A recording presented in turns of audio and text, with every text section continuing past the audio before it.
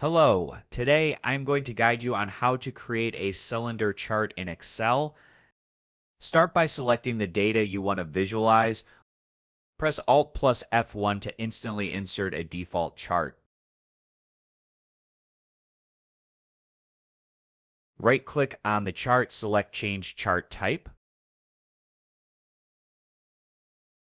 Choose 3D stacked column from the list of available charts.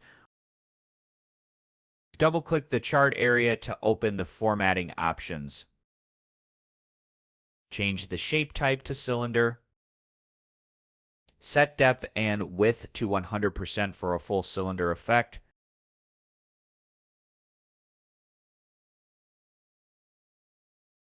Change the color to white and set transparency to around 60%.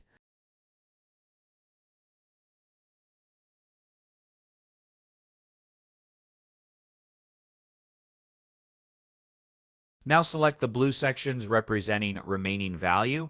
Change the color to yellow or another highlight color.